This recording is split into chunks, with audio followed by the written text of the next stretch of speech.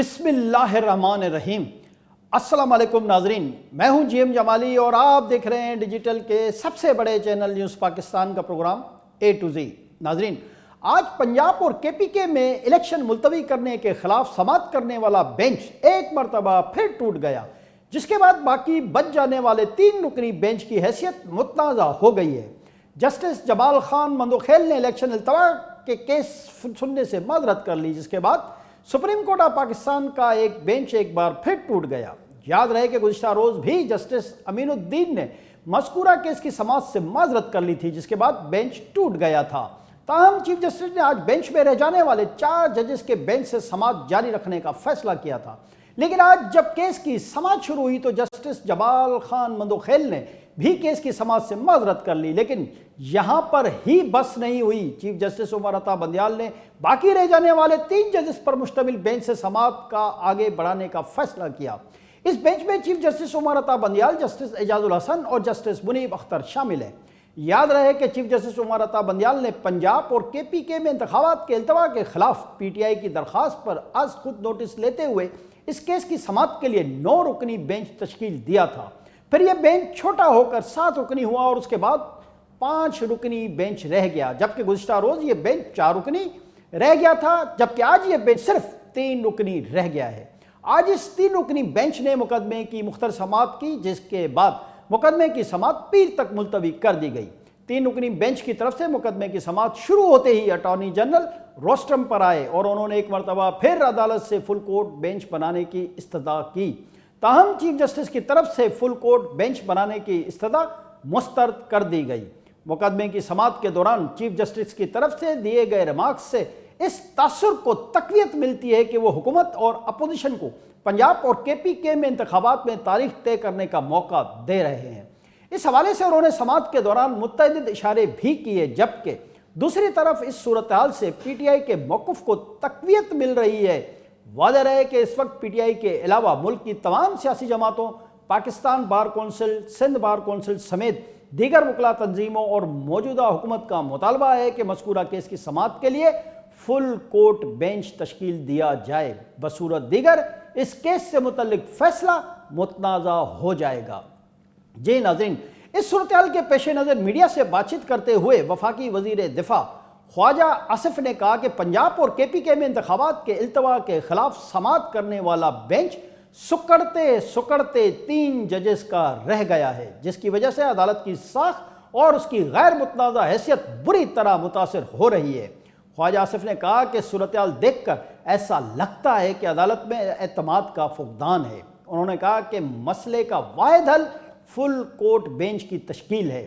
الہ آبادی وفاقی وزیر اطلاعات مریم اورنگزیب نے کہا کہ فل کورٹ بینچ کے علاوہ موجودہ 3 رکنی بینچ کی طرف سے آنے والا کوئی بھی فیصلہ قابل قبول نہیں ہوگا۔ انہوں نے کہا کہ اگر 3 رکنی بینچ کی طرف سے کوئی فیصلہ آیا تو وہ فیصلہ بھی ایک سرکلر کے ذریعے کالعدم قرار دے دیا جائے گا، جبکہ دوسری طرف پی ٹی آئی کے رہنما نے حکومت کو دھمکی دی ہے کہ اگر 3 رکنی بینچ کا فیصلہ نہ مانا گیا تو جو فیصلہ نہیں مانے گا اسے یوسف رضا گیلانی کی طرح گھر جانا پڑے گا۔ یاد رہے کہ پاکستان پیپلز پارٹی کے وزیر اعظم سید یوسف رضا گیلانی کو ایک عدالتی فیصلے کے ذریعے 5 سال کے لیے نااہل قرار دے دیا گیا تھا، جس کے بعد یوسف رضا گیلانی کی 5 سال تک کسی قسم کی سیاسی سرگرمیاں رکی رہی تھیں۔ فواد چودھری کا آج کا لب و لہجہ دیکھ کر ایسا محسوس ہوتا ہے کہ جیسے انہیں معلوم ہے کہ عدالت اس کیس کا کیا فیصلہ کرنے والی ہے۔ یہ بہت زیادہ تشویشناک بات ہے۔ جی ناظرین، آئیے اب جائزہ لیتے ہیں کہ آج صبح مذکورہ مقدمے کی سماعت شروع ہوتے ہی ہوا کیا۔ سپریم کورٹ آف پاکستان میں پنجاب اور خیبر پختونخوا کے انتخابات ملتوی کرنے کے خلاف کیس کی سماعت کے لیے مقررہ وقت پر چیف جسٹس پاکستان عمر عطا بندیال کی سربراہی میں 4 رکنی بینچ کمرہ عدالت پہنچا۔ بینچ میں جسٹس اعجاز الحسن، جسٹس منیب اختر اور جسٹس جمال مندوخیل بھی شامل تھے۔ اس موقع پر اٹارنی جنرل منصور عثمان ایوان روسٹرم پر آ گئے۔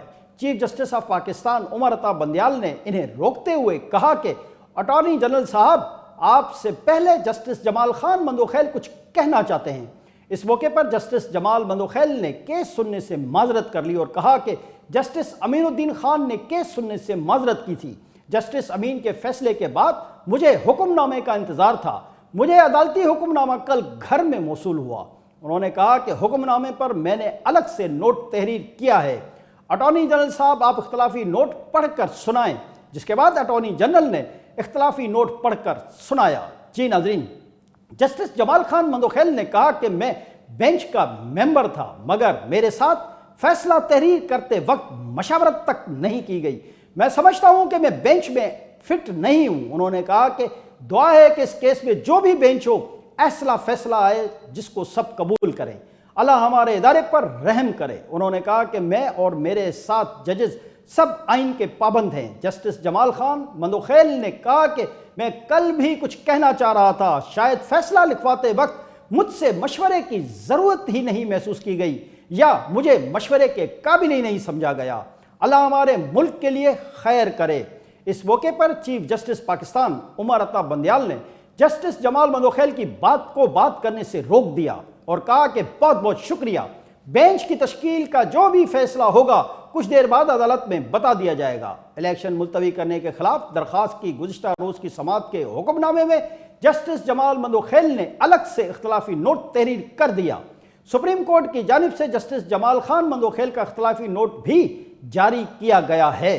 جی ناظرین، اختلافی نوٹ میں جسٹس جمال مندوخیل کی جانب سے کہا گیا ہے کہ حکم نامہ کھلی عدالت میں نہیں لکھوایا گیا تھا۔